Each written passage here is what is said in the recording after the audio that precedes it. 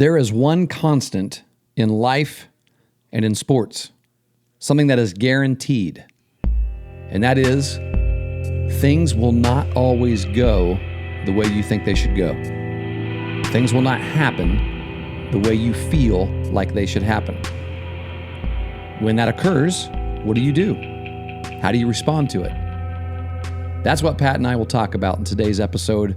We welcome you to episode number 69 of the Coaching Life Podcast.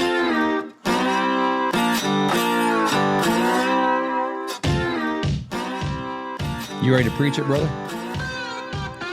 Ready to preach it.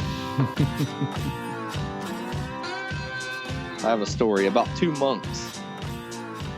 You want to hear it? I'd love to hear your story about two monks.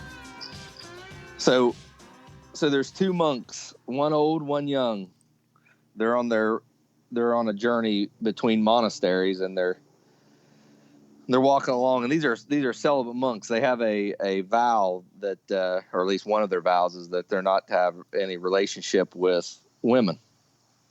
And they're walking along, and it had been raining for the last few days, and they came upon a river that, because of the rain, was really swift and fairly dangerous, challenging to cross. But what they saw down on the riverbank was an old lady. And she was standing there, and she was needing to cross the river, but she was afraid to go across. And the monks they stood there, they evaluated the situation for a few minutes, and then eventually the old monk took off down toward the riverbank, and he wrapped his arms around the old lady and picked her up and carried her through the water. So he and the younger monk waded through the raging water and got the old lady to the other side, and then the older monk put the lady down, and no words were said, but they went on their separate ways. So the old monk and the young monk continued on to the next monastery, and the thing is that the younger monk was bothered by what he had witnessed at the riverbank, because he knew that basically this his companion had broken their vow. And the longer they walked, the more it bothered the younger monk, and the more frustrated and the more angry he became. And hours had gone by, and he was still angry. As a matter of fact, he just became more angrier as they went, until eventually he couldn't stand it anymore, and he busted out, screamed, "I can't believe you did that!"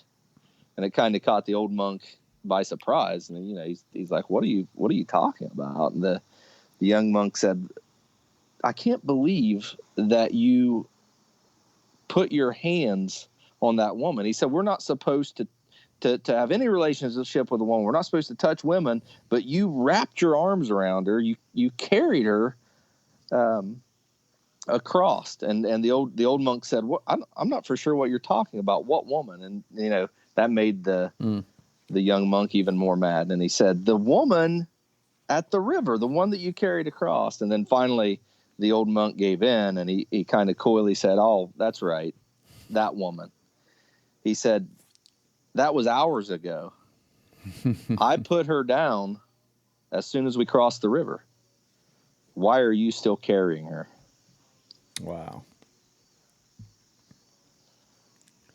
So as human beings, Coach, we have this tendency, I would say it's a fault, to carry things in our hands, but a lot of the times it's in our hearts and in our minds that we carry these things. Most of the time it is. And that's where it causes the most damage. Yeah. I mean, there are so many lessons that can be drawn from that parable.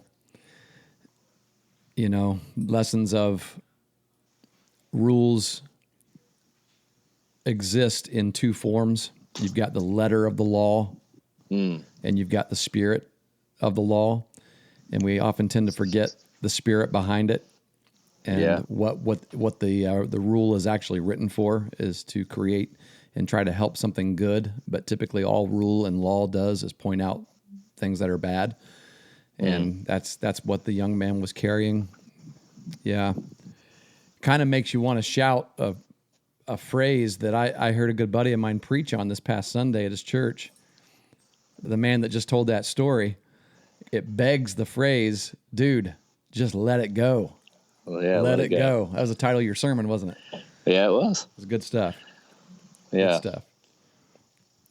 Well, you know, and as I mentioned before, these things that we hold with us, they serve as distractions in a lot of different ways. And, you know, from a religious perspective, from a Christian perspective, these types of things that we hold with us can keep us away from God. It can keep us from living the life that we want to live, that He wants us to live for Him, and that we want to live. Well, it destroys every relationship you've got. I mean, if you're in a marital relationship, holding on to things that really don't need to be held on to,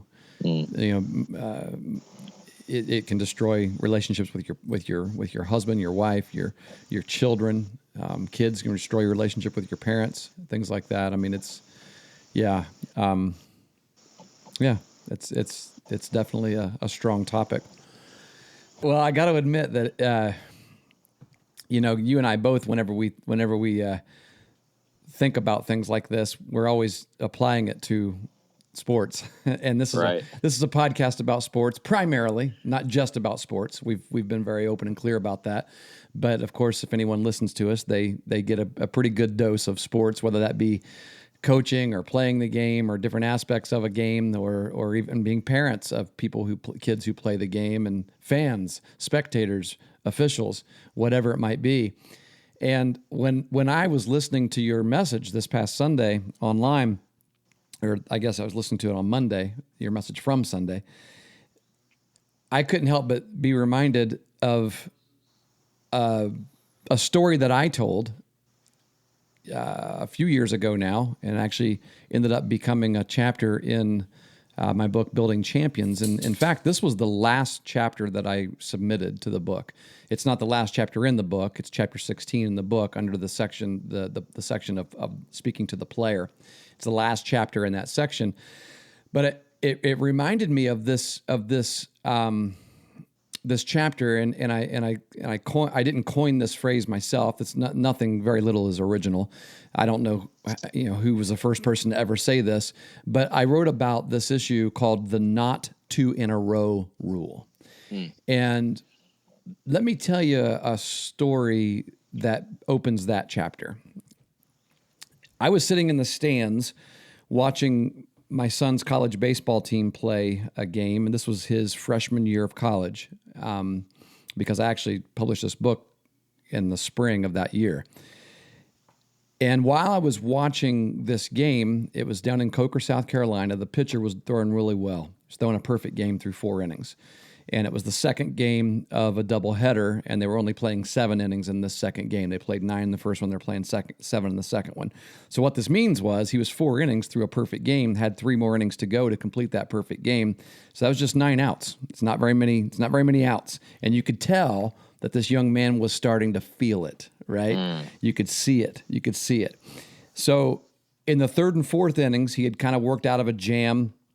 He fell behind a couple of batters, but then he got them to fly out or ground out. And so what was happening was, with every new out, you could see a little more enthusiasm, just a little more pumping the fist, a little more. And he knew it. So in the top of the 5th, he comes out. He's got 1 out, and he walked a batter. And when he walked that batter, he gave up a base on balls. As soon as he threw ball 4, I'll never forget, he took off his hat, slammed it to the side of his leg, and he blurted out a colorful word. Red. Yes, a red word, as he walked around the mound, and he was just visibly upset. He was audibly upset. He was frustrated, of course, right? Now, at this point, the perfect game is no longer in play, of course. However, the no-hitter was. No-hitter's still in play. But I could see that, and I'm going to quote from the book, because I actually have this phrase in italics. I could see that he had not let it go. by the time he had stepped back onto the pitcher's mound to throw the next pitch. And I'll just go ahead and read the rest of this paragraph. That's when I leaned over to my wife, April, and I said these exact words. Because the pitcher is still thinking about the walk that he just gave up, you watch.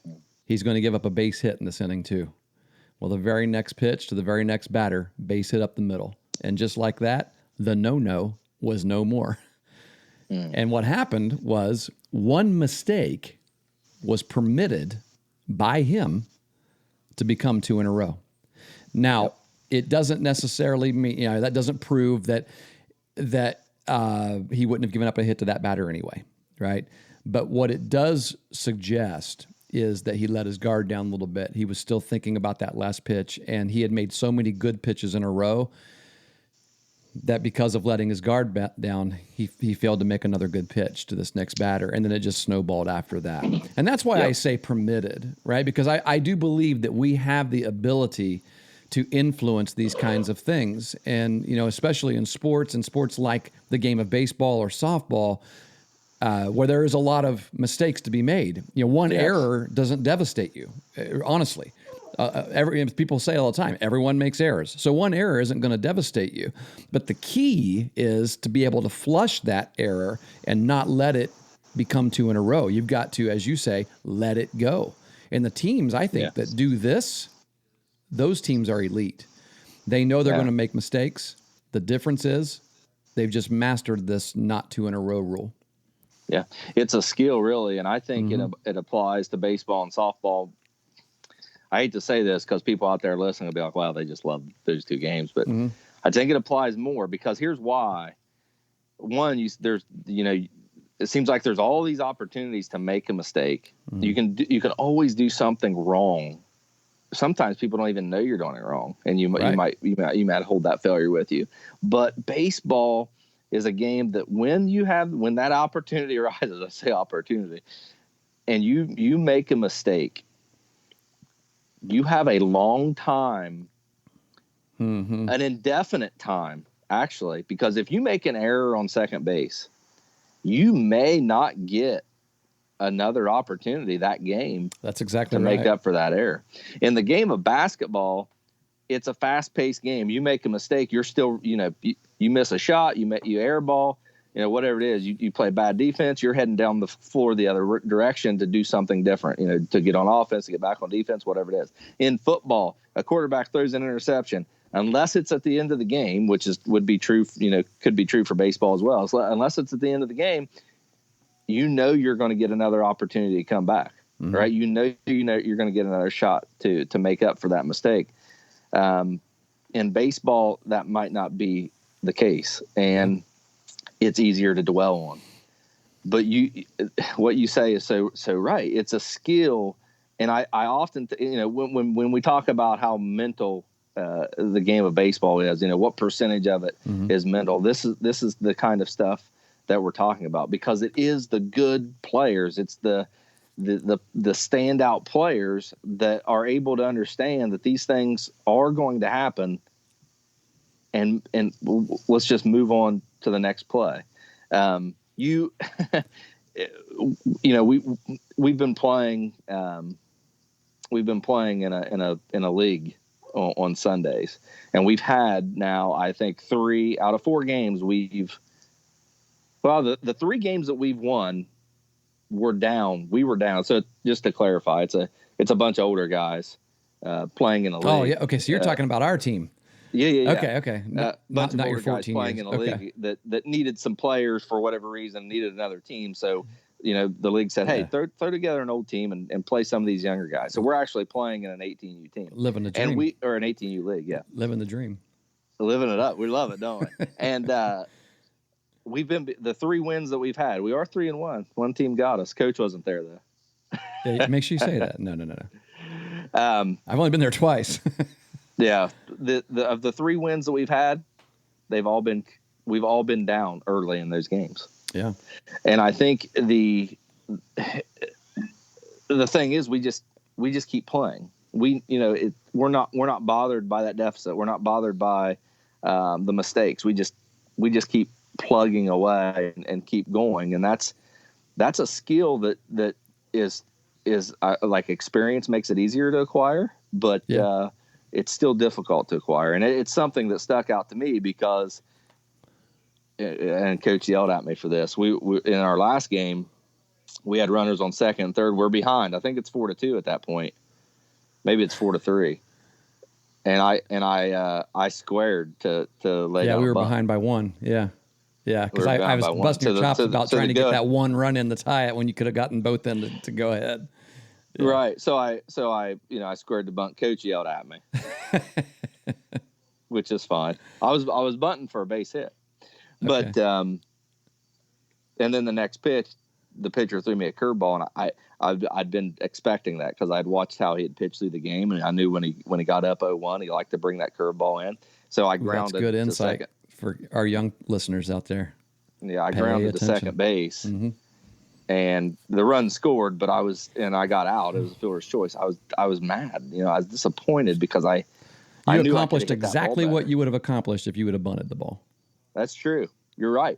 Right. It's a great point. Yeah. And I thought about that, but I felt myself, carrying that mistake with me in my head. I thought, you know what, I got to let this go because if I don't, I'm going to go out to right field next inning. I'm going to, if I get another at bat, I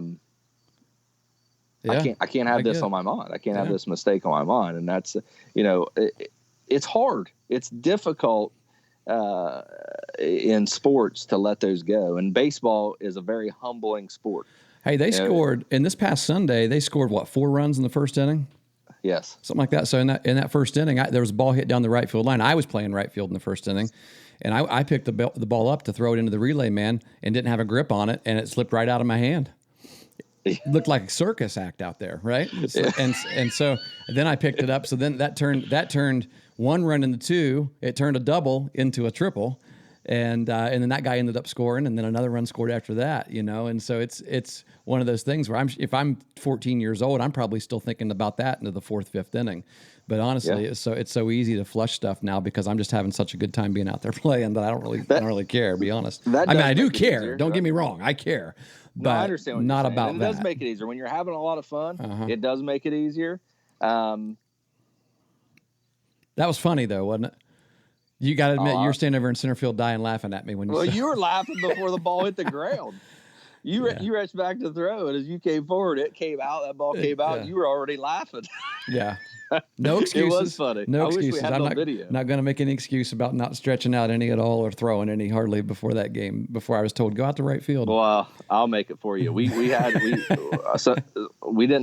supposed to have 14 guys show up and we didn't. So Coach, who was there. I was in the bullpen that day, reliever. He was supposed to be in the bullpen, got called out to start in right field. So that's all right. It means I got the bat a little. Yeah, again, we could. That's another episode of preparing to play, right? I mean, there's a routine there that you should go through every day, to get ready to play a game or to compete. That could be a valuable topic. Absolutely. But as far as mistakes go, that's one of the biggest challenges of baseball, I think, and in sports in general. Making a mistake and like you say, making sure that you're not going to make 2 mistakes in a row. And here's the thing, the reality of competition, the reality of sports is, even if you are prepared, because you're prepared not to make that first mistake, but even if you're prepared not to make the second mistake in a row, you still can. Yes. And which means you have to be prepared for how you're going to handle it. And I think that's where a lot of the I think that's where the problem doesn't ever get better, because we don't practice the right things to get better at this. It's a practice. In order to get better, we have to practice it. It's like you said, it's a skill that needs to be developed. But the problem is, and I think when coaches don't understand this is where they end up compounding the issue, because they think that the solution to not making mistakes is physical all the time. Sometimes it is. Sometimes it is physical. And I'll even say it this way. A lot of times it is. But a lot of times it's not. It's mental. And so what happens is we compound the issue by saying, stay afterwards. You're going to run sprints, right? You're not in good enough shape. Or we're going to hit ground balls. We're practicing after this game. You're going to run until you puke, things like that, right? And we need to take more swings. We need to field more ground balls. You need to hit until your hands bleed, things like that. And somehow we're thinking that the more ground balls we field, the more swings we take, that's going to help us in the making mistake after mistake after mistake, when it's obvious that it doesn't, because even professionals can have a tendency to make more than one mistake. And they're the most practiced people in the world in the games that they play. And so I think the secret to being able to overcome the mistake and not allowing one mistake become two, and then allowing that snowball effect, or as some people say, the wheels to fall off in the middle of an inning or in the middle of a game, is understanding that the way to practice this isn't always physical. It is mental. It's knowing how to react when something bad happens. Yeah, what do you mean, Coach? I mean, what are you talking about? Well, how to react? Okay, so I'll say it this way. There are 4 points. I'll give you 4 points real quick here. I don't know about quick, but I'll be as fast as I can. So I think the first point to this is the first issue of learning not to be surprised. The first issue of how to react appropriately when bad things happen is, I actually just gave away the punchline. The first issue is you have to learn to not be surprised when bad things happen. I mean, every sport that we play, and again, especially baseball, especially softball, they are games that are full of failure and full of adversity. It happens. We know it's going to happen every single game, every time we step out there. And honestly, this is applied to all of life. I mean, at work, it's not always going to be rosy every day. Something bad's going to happen in life. Something bad today is probably going to happen. Sometimes it's worse than others, right? But the issue is, I think sometimes when people get all bent out of shape about it is because they were surprised.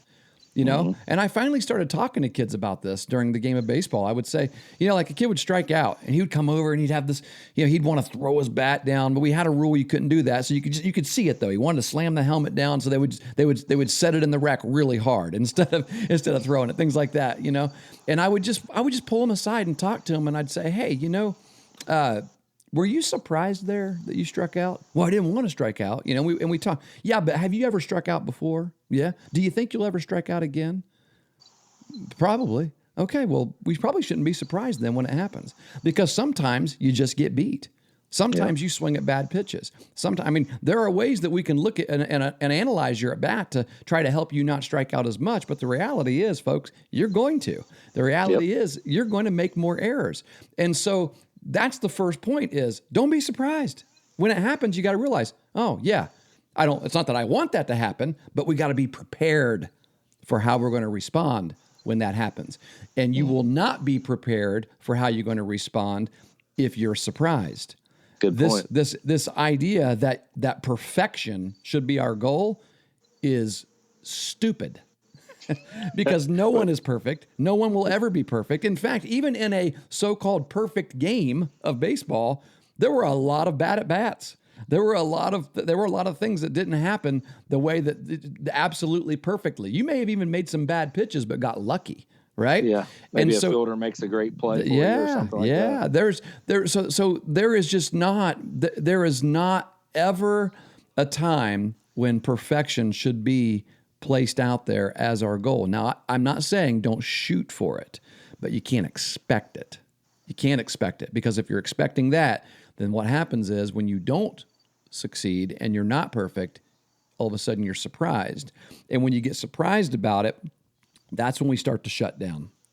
That's when we start, instead of having a plan in place for how I'm going to respond, let it go, pick myself back up, we say, well, I didn't achieve the goal, which was perfection. And so why even try next time, right? And I got a suspicion that may have been what was going on with that pitcher that I mentioned at the beginning, right? His only goal was perfection. And so it's like his shoulder slumped and he let down, and it was like, you're not done, bud. You still got 2 more innings and two still and a third. Pitching a great game. Yeah, 2 2/3 innings left. You're still pitching a great game, still have the no-hitter in place, but you could not let that one pitch go. And so it just completely threw you. I ended up throwing him off the mound. Yep. If he walks the guy in the first inning, gives up the hit in the second, he's still pumped at this stage. At the way he's pitching, exactly right. Exactly right. Well, feels great about it. Yep. Yeah. Good point. Yeah. So don't be surprised. That's point one. Point two, you gotta slow things down. So you gotta do something that I always call press pause. You gotta hit the pause button, right? Because things start heating up in your mind. You are in your mind constantly talking to yourself. You're talking to yourself and you're telling yourself how horrible that play was, what you should have done differently. There's all kinds of stuff going on. And so you have to be conscious of this whole point of just stopping, just pressing pause.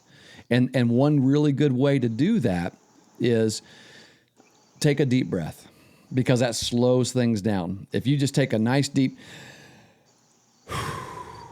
and you take a good 3 or 4 seconds to do that, it's like releasing, it's blowing that out. Whatever just took place, it's a big, deep releasing breath. And you do that as soon as you recognize that you're hitting red, right? That you're about to hit red. And so because your mind is going crazy and you're talking to yourself or you're listening to yourself and what you're saying to yourself, here's the way I'll put it. Point number 3. Excuse me. You got to stop listening to yourself and you have to start talking to yourself. You take over your mind, because your mind can have a tendency to take over you, right? Yeah. You're constantly telling yourself stuff, right? But you got to stop listening to the voices in your head, which are still doing what? Well, they're griping about the last play. They're getting on, they're griping about the error that guy made behind you. It's his fault. If he would have just made that play, we would be out of this inning by now. But now I got to throw 5 or 6 more pitches instead. And we've given them 4 outs and all this. And we're constantly, that kind of stuff's constantly going through our mind. And so what we have to do is we have to grab a hold of that. And we need to, instead of listening to ourselves, we got to start talking to ourselves. We control what our mind is thinking. And so we start talking to ourselves. And the best way to start talking to yourself is to visualize what you want to happen positively on the next play. Verbalize to yourself what you're about to do. I was talking to a kid about this last night. I was working with a kid doing some pitching lessons, and he'd thrown a lot of pitches in the same place, and it was starting to get into his head, and I could see him start to get frustrated, and he was pulling the ball way down and outside. And so I said, just try something for me. Just humor me here, all right? I want you to voice out loud. I want you to voice out loud where you want this next pitch to go. And he said, what do you mean? I said, talk to yourself. Tell yourself, I'm going to throw this next pitch. It's going to be a 2-seam fastball on the inside part of the plate. And I said, tell yourself that, because I said, you've just thrown 5 pitches in a row, low and outside, and you're stuck in it. It's like you can't get that out of your head. You're thinking about it. You're actually telling yourself, stop throwing the ball outside. But in your mind, you're seeing yourself throwing the ball outside. So tell yourself what you want to see happen, and then see that in your mind, and then make the pitch, because it's going to happen twice. It's going to happen first in your mind, and then it's going to happen in real life. And so he got ready he started his windup. I said, no, stop. I didn't hear anything. He's like, what do you mean? I said, say it out loud. You want me to talk to myself out loud? Yes.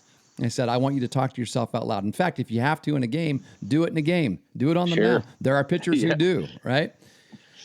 And so he went, throw a 2-seam fastball inside. And I said, no, with conviction. With conviction. With conviction. Mr. That's right. That's right. Yeah. So I said, stand on that rubber. Take a deep breath and say, I'm going to throw this next pitch on the inside part of the plate with a 2-seam grip, and see that happen. He did. I said, take another deep breath, throw the pitch. Well, he threw, it was a ball, but it was inside.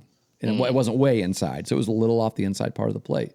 And I said, it doesn't necessarily mean that you're going to do exactly what you saw, but it sure does give you a better chance of doing what you saw in your mind. Refocus. Yeah. Yes, it's a refocus breath. And so that's where that, your mind's going crazy. You start talking to yourself instead of listening to yourself. And then that last thing would be, the 4th thing would be take another deep breath. You take another refocus breath, on what I would say just a real small focal point to just kind of revisualize what you want to see happen. And when you do that, if you just have a little simple 4-step plan like that, that is an actual plan. It's an actual routine that you can actually practice, that you can put into practice yourself on a daily basis. You could put it into your practice plans as a team. You could have your players do something like that, because if you don't practice that, then what's going to happen is when you make a mistake, you're going to be surprised by it. You're going to get mad about it. You're not going to be able to let it go. And so the difference is we got to replace that with something. And so we got to replace it with a routine. And I'll say this, and I'll give you a chance to give your thoughts. That routine is probably going to be, that routine is going to need to be done a dozen times or more, I'd say, in a game. So in any given game, you had said earlier, you get a ground ball, you make an error, you may not get another ground ball your way again. It's not guaranteed. But I can almost guarantee you this: you'll need this routine more than once in a game. Yeah. So, but how many times do you practice ground balls? How many times do you practice a routine like this? Yeah. So you might be really good at fielding a ground ball, but you're going to miss one sometime. And when you miss one, you got to figure out how to deal with it, right? You might be a really good pitcher, but you're not going to have your best stuff one day. One of the kids I was working with last night, he's really good. One of the best kids I got. He came last night, didn't have his good stuff. And it was frustrating for him. It's frustrating for his old man. It's frustrating for everybody. Let's be honest. It's like, I don't feel like I'm helping this kid, But we had a talk afterwards. I said, you know what, bub? You didn't have your best stuff today, did you? Nope. That's okay to admit. It's all right. In a game, when you don't have your best stuff, you may still need to stay out there, but you need to tell your guys behind you, look, I don't have my best stuff today, but I'm going to do my best to get the ball over the plate. You better be ready because you're going to need to field it. And you work together as a team like that, And I said, so what you learned today may not have been very much physical, but what you learned today was some mental aspects of the game, which is so important, because you got to learn how to deal with it when this day comes, because it's going to come. Even as a 10-year-old, right? It's better to learn it now than to get to be 16 and need it and not have anyone tell you when you were younger. Absolutely. I would say, something that I tell my teams a lot is a big component of baseball is anticipation. And if you're anticipating the ball being hit to you, or a pitch coming to you, a certain pitch coming to you, if you're prepared to act, then you usually perform better. And it's just it's that simple. And the same would be true in this case when a mistake is made. A lot of times in practice, you'll see if a team's hitting ground balls, you'll see a kid make an error, and then maybe they're taking balls on second, and they take the ball, they throw it to first. They get hit the ball, they make an error, the ball hits them on the shin, bounces away, and they stand up and they stop. They don't finish the play. Yes, they don't finish the play, and it's like, well, I didn't do it correctly, so that's the end of it. And this, the truth is, that's not the end of it. A lot of times in the game of baseball, you're going to be put in that situation. So the way to be prepared for it, the way to perform in that situation is to anticipate that it's going to happen, and the same would be true after the fact, that once the error is done, it's not something that's never happened before, and it's not something that's never going to happen again. So how am I going to respond to the situation? And really, it's not just baseball. It's not just sports. It's life too. And if you find yourself becoming angry, having a quick temper, seeking out maybe when you shouldn't have, maybe it's because you haven't prepared your mind for those situations enough. You haven't, and like you said, you get caught by surprise, and when you're surprised, you don't respond in the most efficient ways all the time. It just makes it that much more difficult to do. So absolutely, anticipation is a key, and one of the ways to always anticipate, to always be prepared, is to let it go. And your process there is great. great way to let it go. I would say it's a good piece for players and also for coaches to incorporate. You know, we've talked about this before. How much do we as coaches incorporate mental practice into our practice plans? You know, how often are we doing it? This refocus, you know, this routine that we have to refocus is something that you know, every coach should probably start talking about a lot more.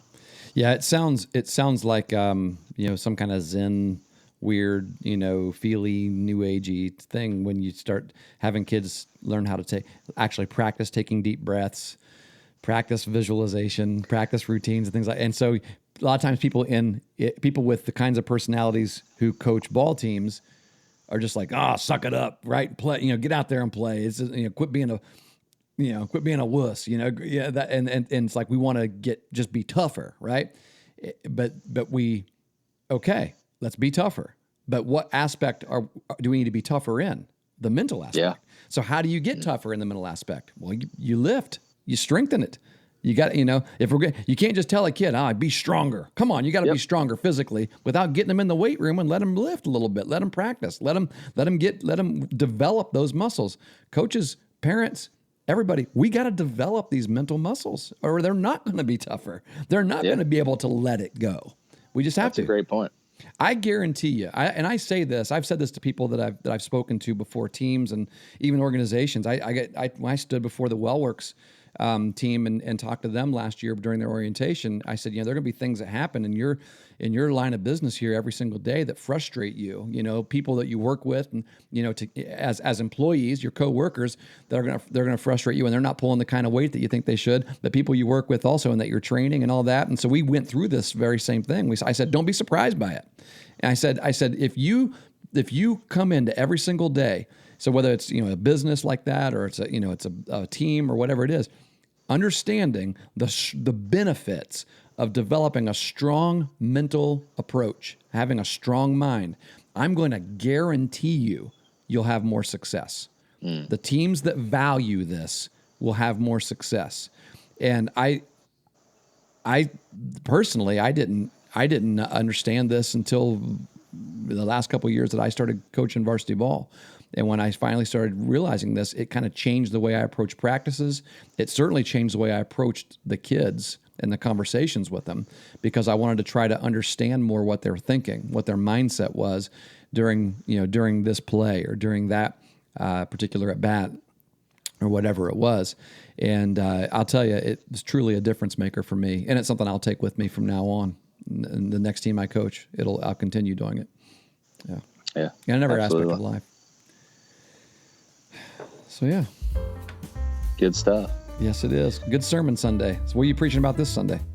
I'm off this Sunday. Okay. Because I was going to ask you what our next podcast episode was about. So it's whatever. Whatever I want to preach about. I'm just the fill-in. I'm playing B. So okay. Normally when I'm in, the numbers get lower, and pretty good reliever, man. You came in and you held it strong. Well, you know, every once in a while people get lucky. Lucky. By the way, luck favors the prepared. That's true. That's a good point. You did. I don't know that even if that would be considered an error what you did, because I guess he advanced the base, but it is. You definitely let that go because you threw 3 shutout innings after that, right? I did get the opportunity to pitch finally, so that was fun. Yeah. So you let it go. You did a good job, Coach. A couple of those kids, one of those kids I was pitching to, one of those kids on the other team was a kid that I did some training with a couple years back. Yeah. Maybe he thought he had one up on you. I know what this guy's thinking. Yeah. Did you get him? I struck him out his first at bat, and I think he popped up to third base his second bat. Hey, buddy, I struck out 8 of 9. That's not bad. Yeah, I think here I am bragging about striking out 18, 17, 16-year-olds. I think well, but you know. Yeah, but I'm 47. We're not. That's right. We are not that. That's right. We're crafty. I think when you We're now off the crafty. Field, yeah. Yeah, right. I think when you came off the field after not giving up a base runner in 2 innings, I said something like, "Well, that's average." Yeah. Yeah.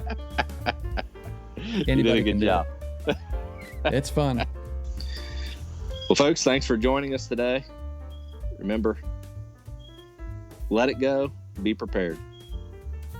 Be prepared for our next episode. Yeah. We'll see you soon. That's right.